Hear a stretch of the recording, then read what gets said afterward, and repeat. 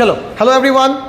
So we are live on and right now over here our Fusis champs. So guys, we just started the chapter development of economics, right? So this is economics and we started the chapter called development, and we already in the previous class we already taught about what is development, what are the different goals of development, how the question was how the meaning of development differs from person to person. Also we read that development of one can harm the other. तो कुछ basics था तो development को already we cover up in our previous class, it means yesterday's class. ठीक है, जो लोग absent थे या जो नहीं थे present, they can easily go through the physics champs और ऑफिशियल यूट्यूब चैनल एंड आप क्लास 10th की प्लेलिस्ट को ओपन करोगे, प्लेलिस्ट में आपको क्लास का नाम दिख जाएगा, सक्षम है ना, ये हमारे क्लास का नाम है, यानी कि 10th we have a names of different class. ठीक है, so it's a name and you will get over here. ठीक है, तो आप प्लेलिस्ट ओपन करो and you will get it. ठीक है, वीडियो आपको वहाँ मिल जाएगा. अब आगे बात करते हैं चैप्टर में. ठीक है, कि आगे करते हैं कि what does the term national development mean for. ठीक है, जब हम लोग बात करते हैं नेशनल डेवलपमेंट की तो क्या मतलब होता है नेशनल डेवलपमेंट का, and what are the aspects which all together comes under this national development. ठीक, पहले नेशनल डेवलपमेंट को समझने से पहले ना हम लोग इसको एक छोटे से एग्जाम्पल से समझते हैं, किसी फैमिली के डेवलपमेंट से समझते हैं. ठीक है, एग्जाम्पल देखो, सपोज करो आप सभी अभी 10th में हो. जब आप 10th में सिविक्स पढ़ोगे तो सिविक्स में एक चैप्टर आपको मिलेगा federalism, the second chapter of civics. Federalism के अंदर एक टॉपिक आएगा कि the two ways to use the term federalism. वहां पे आएगा coming together federation and holding together federation. मैं आपको उसी पे बेस्ड ये एग्जाम्पल समझा रहा हूं डेवलपमेंट को समझाने का. देखो कैसे है, सपोज कीजिए साउथ की मूवी की तरह, साउथ की मूवीज की तरह ये एक मोहल्ला है. मोहल्ला जो है ये मोहल्ला, इस मोहल्ले का नाम है, नाम रख लेते हैं कुछ, सत्यनारायण सिंह मोहल्ला. सत्यनारायण सिंह कौन थे? सपोज कीजिए कि ये एक IAS ऑफिसर थे, रिटायर्ड होने के बाद इनके मन में हुई साउथ के मूवीज़ की तरह कि भैया मेरा पूरा परिवार मेरे साथ रहे. इन्होंने टाउन में किसी भी जगह पे 1 एकड़ का ज़मीन खरीदा और उस 1 एकड़ ज़मीन को अपने 3 बेटे और 2 बेटी में आपस में बांट दिया, यानी कि इस पूरे प्लॉट के 6 इक्वल टुकड़े किए. एक अपने लिए रखा, बड़ा बेटा son number 1, son number 2, son number 3, son number 4, daughter number 1, daughter number 2, in this way. ठीक है, सब में बांट दिया, 1 2 3 4 5, नहीं 1 2 3 सन, हाँ यहाँ होगा डॉटर 1, डॉटर 2, और ये खुद के लिए वो रखे यानी कि सत्यनारायण जी. चलिए, सब में डिवाइड कर लिया. अब देखो logic, son number 1 he is a banker, तो अपनी आमदनी के अकॉर्डिंग, अपने एडुकेशन और अपने आमदनी के अकॉर्डिंग इसने, सन नंबर 1 ने इसमें 2 BHK का घर बनाया. ठीक है, सन नंबर 2 ये एक इंस्पेक्टर है, पुलिस वाला बन गया, SI बन गया, तो इसको आमदनी के साथ साथ ऊपरी कमाई भी तगड़ी आती है, और इस चक्कर में इसने क्या किया, 4 BHK का डुप्लेक्स बनाया. डुप्लेक्स मतलब 2 मंजिला घर, है ना. सन नंबर 3 बेचारा प्राइवेट मास्टर है, हम लोग की तरह गरीब ना, तो 1 BHK का बिना प्लास्टर वाला घर बनवाया ना, 1 BHK है, बिना प्लास्टर का है। Daughter number 1, she is also a teacher पर गवर्नमेंट टीचर, तो 1 BHK का घर बनेगा लेकिन प्लास्टर रहेगा। और डॉटर नंबर 2 बढ़िया थी पढ़ने में, पढ़ के नीट उट क्रैक करके डॉक्टर बन गई, इसका भी घर पूरा टाइल्स मार्बल्स लगा हुआ डुप्लेक्स होगा। इनका तो बातें छोड़ दीजिए, ये तो है ही सब कुछ, तो इनका भी घर बहुत बढ़िया रहेगा डुप्लेक्स जैसा, या ट्रिप्लेक्स बन जाए। अब आपको मोटा मोटा समझ में क्या आया कि जिसके पास जितनी कैपेसिटी थी उसके अकॉर्डिंग उसने अपना घर बनाया। अब ऐसे समझो, ये जो डुप्लेक्स वाला है ये है अमेरिका, समझ रहे हो? यहाँ ये जो 2 BHK वाला है बैंकर, ये है अपना इंडिया। ये जो S3 वाला है यानी कि सन नंबर 1, ये है पाकिस्तान, है ना, समझ रहे हो? ये जो देख रहे हो गवर्नमेंट जॉब में है, ये है अपना नेपाल, समझ रहे हो?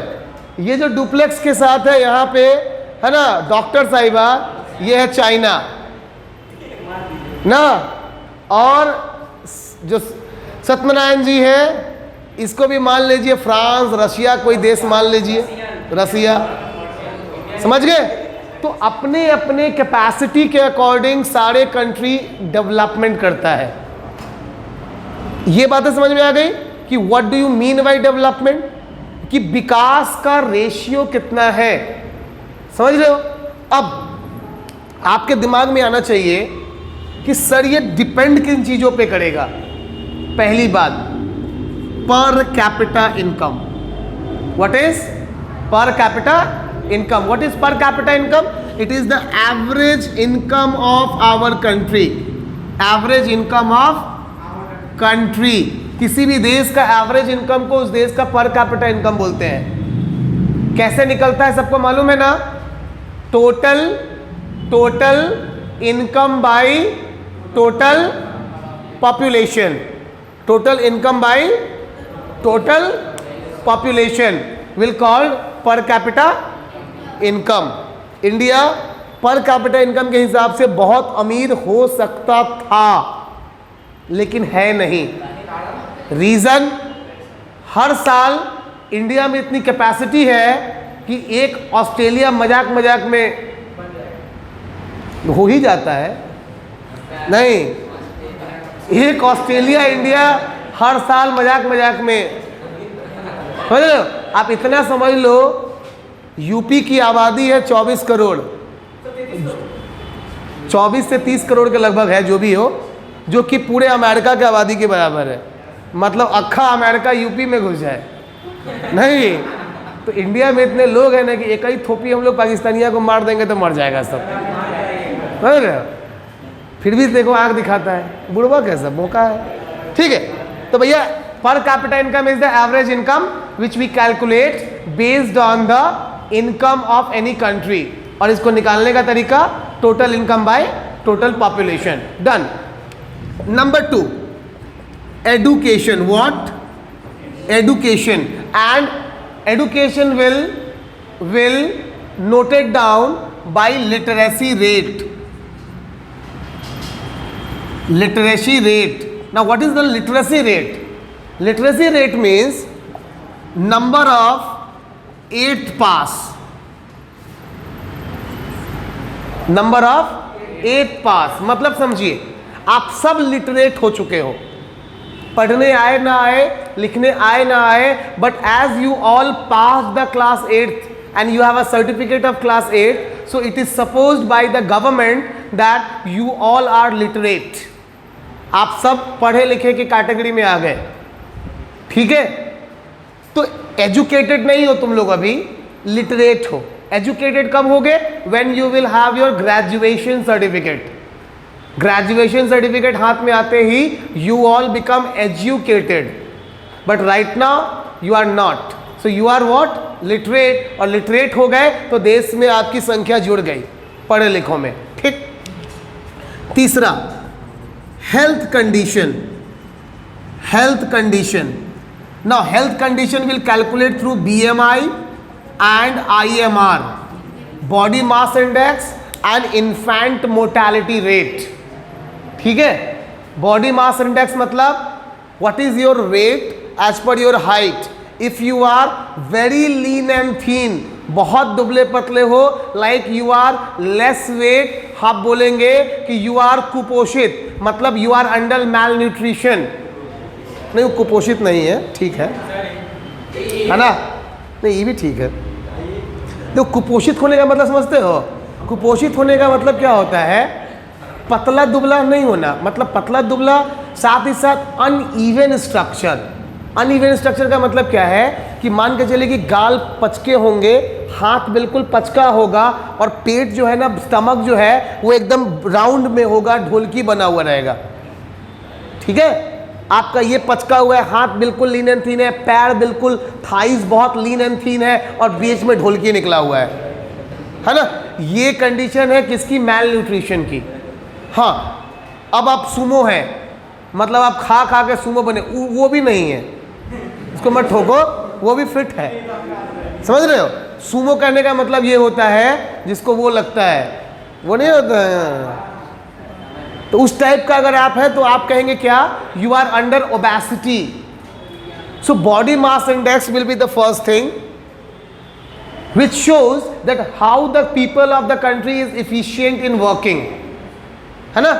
और IMR is a rate through which we get the value कि कितने लोग हैं, कितने ऐसे बच्चे हैं जो पर 1000 उनकी डेथ हो जा रही है either during the pregnancy period or after pregnancy before 1 year.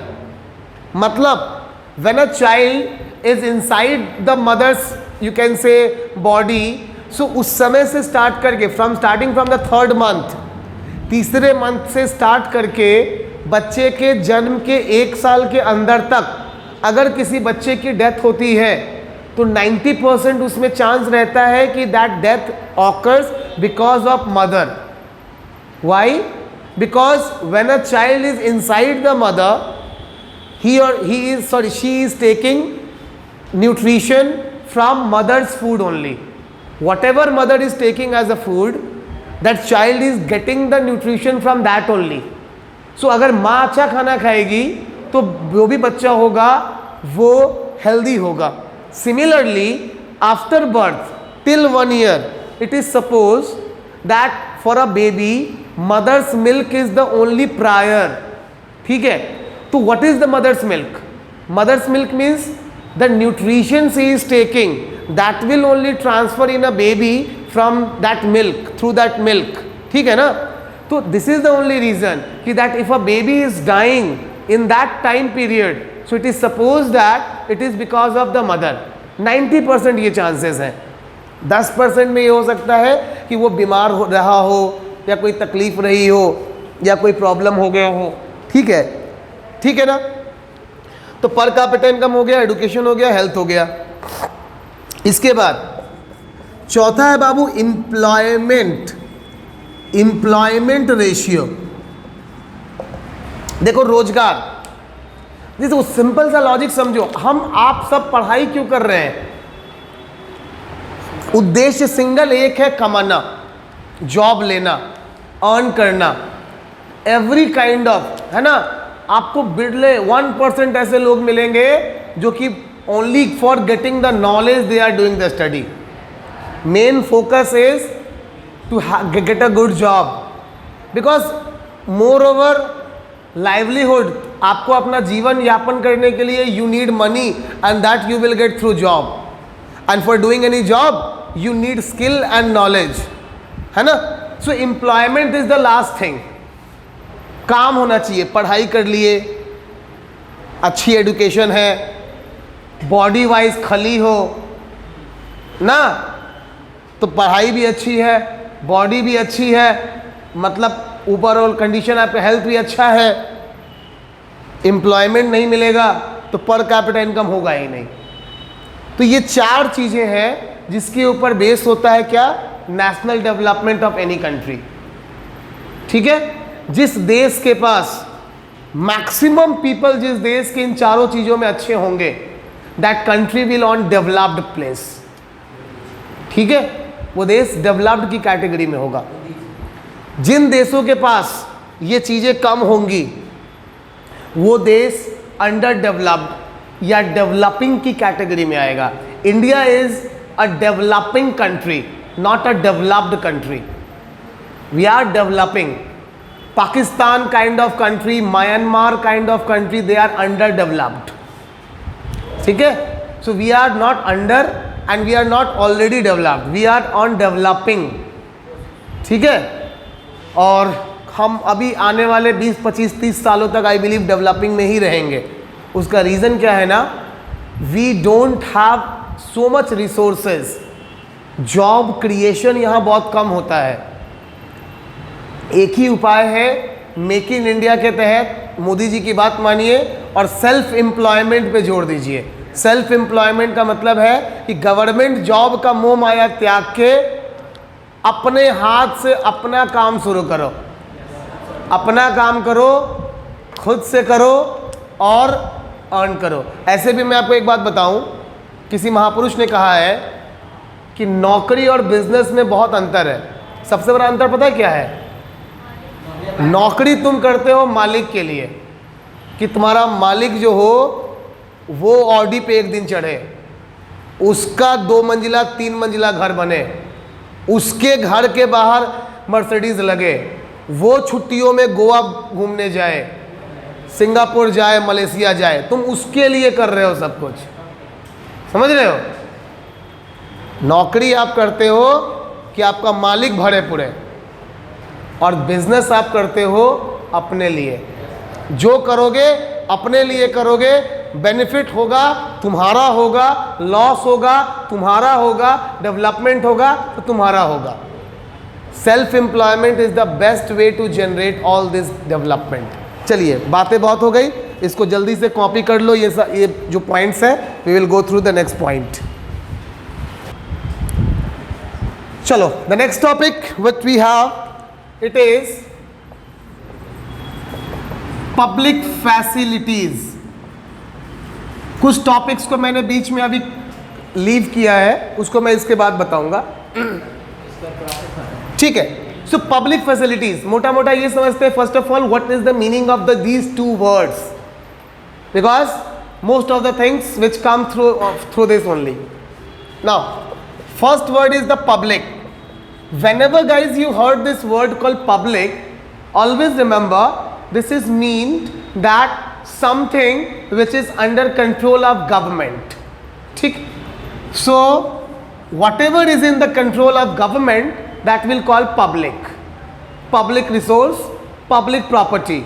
For example, roadways, railways, airways, or heritages of India, archaeological sites of India, government offices, government buildings, government vehicles, everything, these things are the public facility. Public organizations means the government controlled organizations, right? Now, facilities. Whenever we heard the word called facilities, means what? The things, or you can say facility provided by government to all. इसको पहले समझो. The things or facility which provided by government to all, मतलब सबके लिए सरकार provide करती है. मेरी बात को समझ रहे हो आप? है ना? अभी आप देखो बीजेपी, थोड़ा सा नेतागिरी की बात करते हैं इस टॉपिक को समझने के लिए. यूपी चुनाव हुए, आज यूपी मुख्यमंत्री वहाँ के सेकेंड टाइम योगी आदित्यनाथ जी का शपथ ग्रहण समारोह अभी चल रहा होगा, है ना? अभी वो शपथ ले रहे होंगे.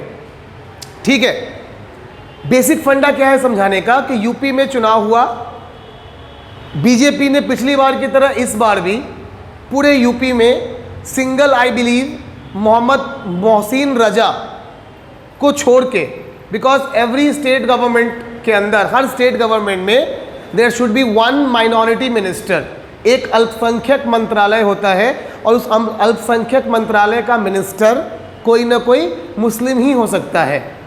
तो माइनॉरिटी मिनिस्टर बनाने के लिए सिंगल वन कैंडिडेट पूरे यूपी के अंदर, एक कैंडिडेट जिसको टिकट दिया बीजेपी ने मुस्लिम कोटे से, वो था मोहम्मद मोहसिन रजा साहब, जीत गए वो चुनाव। अब मेरे इस बात को समझाने का मुद्दा समझो क्या है, मतलब यूपी के वैसे इलाके जहाँ पे मुसलमानों की संख्या, मुस्लिम कम्युनिटी की संख्या बहुत है, ऑलमोस्ट 40% है, 30% है, इवन 50% है, वहाँ भी बीजेपी ने अपने हिंदू कैंडिडेट ही दिए। समाजवादी पार्टी मुस्लिम कैंडिडेट, बहुजन समाजवादी बीएसपी मुस्लिम कैंडिडेट, एएमआईएम ओवैसी जी की पार्टी मुस्लिम कैंडिडेट, मतलब उन लोगों ने मुस्लिम कैंडिडेट दिए, बीजेपी ने हिंदू कैंडिडेट दिया। वहाँ के रहने वाले शायद मुसलमान भाइयों ने भी, बहनों ने भी बीजेपी को वोट दिया, इसीलिए वहाँ से हिंदू जीत के आए। अब इतना सारा बात समझाने का मेरा रीज़न क्या है, क्योंकि बीजेपी की अभी की जो सरकार थी उसने इस कोविड के टाइम पे यूपी के अंदर सबको राशन शॉप के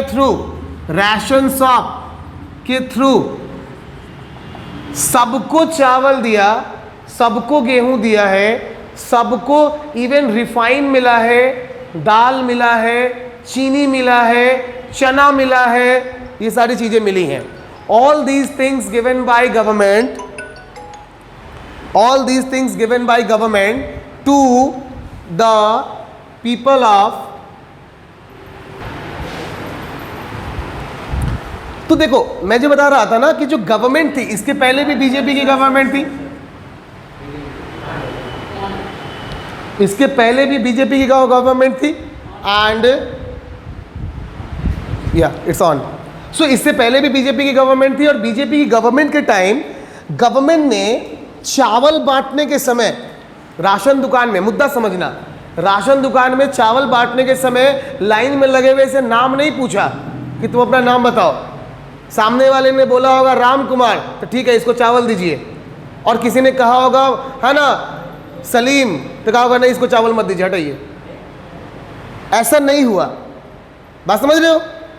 डबल चावल, डबल अनाज सलीम को भी मिला है और राम को भी मिला है, समझ रहे हो? प्रधानमंत्री ग्राम आवास योजना के तहत जब घर मिला तो घर किसी फातिमा को भी मिला होगा और किसी शकुंतला को भी मिला होगा। गवर्नमेंट ने ये बिल्कुल नहीं कहा कि फातिमा शेख घर नहीं मिलेगा, शकुंतला देवी इसको घर दीजिए, पैसा दीजिए, ऐसा नहीं। बात समझ रहे हो आप? तो what is my overall meaning is that all such resources या all such facilities which government will force to give to everyone, they are entitled to give। सरकार ये बाधित है कि वो ये चीजें सबको देंगी, हर किसी को मुहैया करवाएंगी, बिना किसी भेदभाव के, बिना किसी पक्षपात के। Those things are called public facilities। तो अगर आपसे अब कोई पूछे कि what do you mean by public facility, तो आप क्या बोलोगे? ऑल सच रिसोर्सेज, मैं लिख देता हूं, ऑल सच रिसोर्सेज और facilities provided by government to all its citizens without any discrimination. Yes बिल्कुल, discrimination means equal for all. Just copy it fast.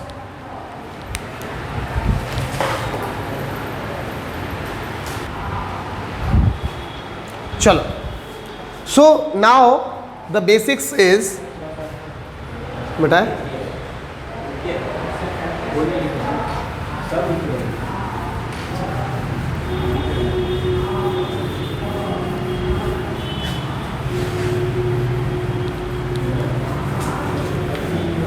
चलिए। Now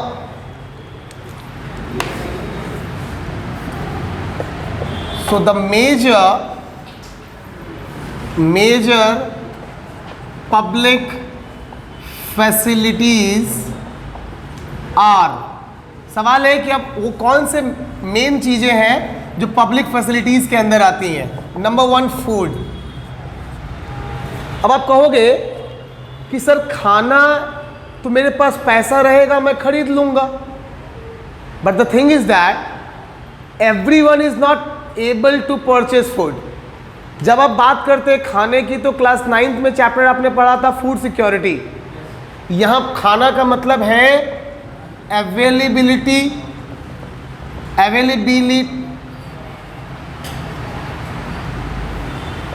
availability of food, affordability of food and accessibility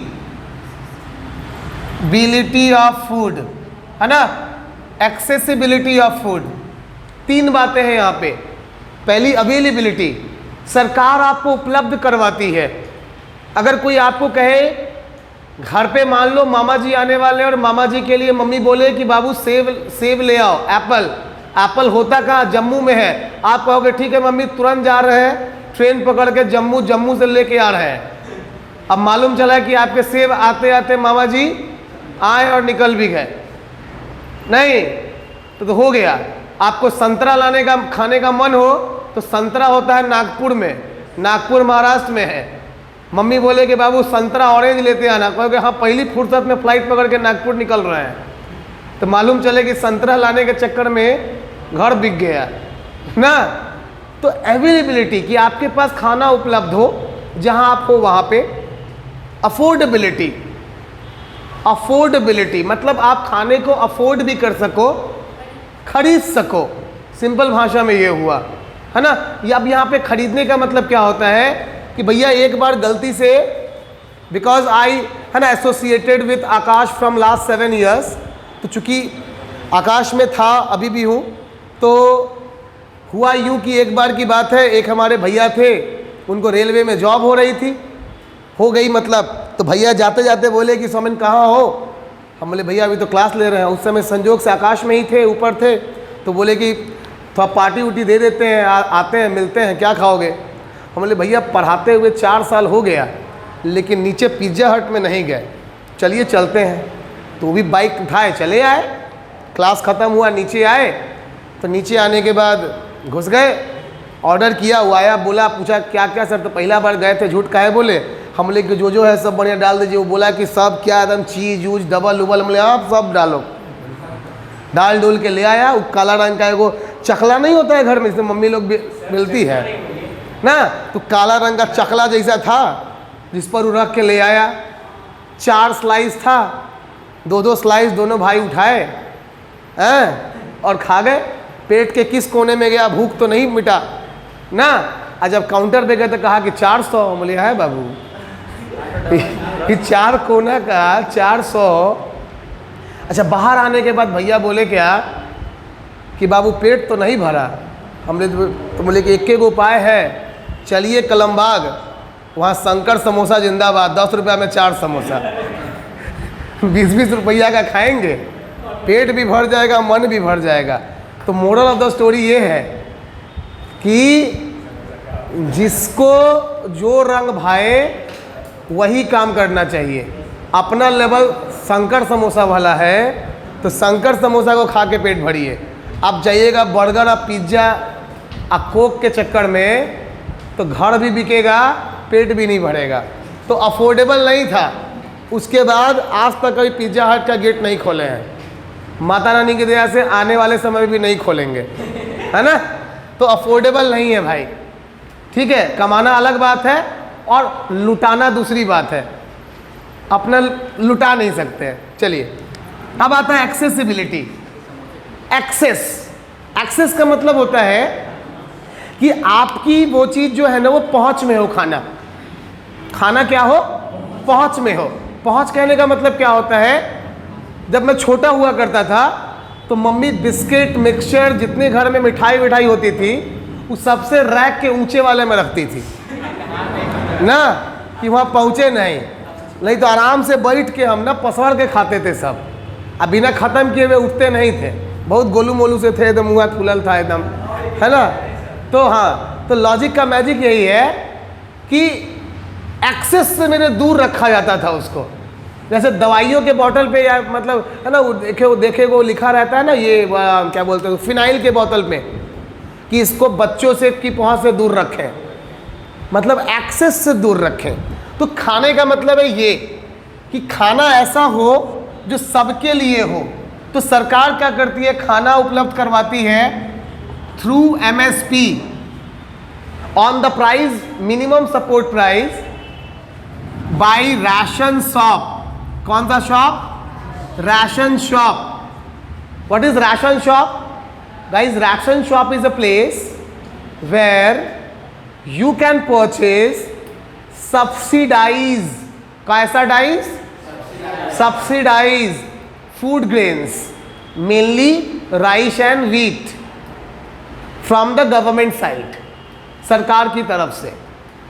ठीक है, subsidy का मतलब क्या होता है, जल्दी बताओ। सब्सिडी वर्ड का मतलब क्या है? सब्सिडी का मतलब क्या होता है? छूट के साथ। मतलब क्या है बाबू? सरकार एक किसान से 20 रुपए किलो पे गेहूं खरीदती है और वही गेहूं सरकार राशन शॉप में 2.5 रुपए किलो बेचती है। कैसे? 2.5 रुपए किलो पे बेचती है। मतलब 17.5 रुपया सरकार अपना लॉस सहती है ताकि गरीब खा सके, हर गरीब को खाना मिल सके। इसलिए सरकार अपना हर किलो पे 17.5 रुपया डायरेक्ट और ट्रांसपोर्टेशन का जोड़ दो तो तकरीबन 20 रुपया हर किलो पे सरकार लॉस सह के गरीबों को खाना पहुंचाती है, ताकि भारत का कोई भी नागरिक भूखा ना सोए। यही है पब्लिक फैसिलिटी, क्योंकि सरकार ये प्रतिबद्ध है करने को, करना ही पड़ेगा उनको। हमने चुना, ये डेमोक्रेसी है और डेमोक्रेसी में हमने उनको चुना है अपने लिए, तो उनको हमें खाना देना ही होगा। वो नहीं बोल सकते कि हम आपको खाना नहीं देंगे, हम आपको राशन दुकान बंद कर देंगे। ठीक है। दूसरा, इसको डिटेल में करवाऊंगा, सेफ ड्रिंकिंग वाटर। अभी जो आप देख रहे हो ना नल जल योजना, गांव में कल लग रहा है, नल लग रहा है, नल जल योजना क्यों है? ये सेफ ड्रिंकिंग वाटर फैसिलिटी, ये गवर्नमेंट का रोल है, उनको देना है। It's not, they are not doing anything extra, कोई एहसान नहीं है, इट्स अ मैंडेटरी पार्ट। चलिए, सिमिलरली रोड्स, सड़कें, है ना, आपके पास कितना भी पैसा हो जाए, क्या पॉसिबल है कि हर इंसान अपने लिए खुद रोड बनवाए, अपने चलने के लिए रोड खुद बनवाए? पॉसिबल है क्या? ये काम कभी भी करेगा तो सरकार ही करेगा।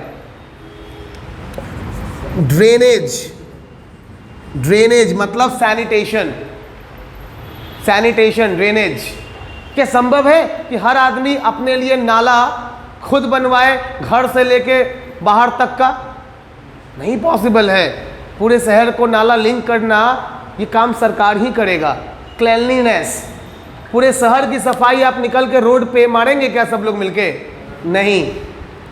कंट्रोलिंग द डिजीजेज, वैक्सीनेशन, ये जितनी चीज़ें हैं, it can be provide by only government. ये हम आप नहीं कर सकते, चाहे हमारे आपके पास कितना भी पैसा क्यों ना हो। तो मोटा मोटा आज की क्लास तो इतना ही तक रहेगी। आपको मैंने 2 बातें बता दी। पहली बात, what do you mean by national development, वो बेस था पर कैपिटा इनकम, एडुकेशन यानी कि लिटरेसी रेट, हेल्थ कंडीशन के ऊपर।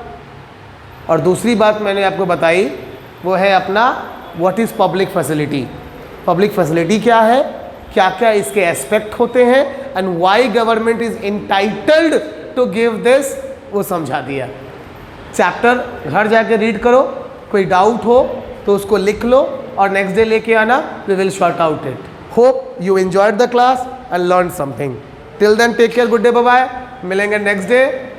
वीडियो को लाइक शेयर सब्सक्राइब कर देना भाई, शेयर कर देना।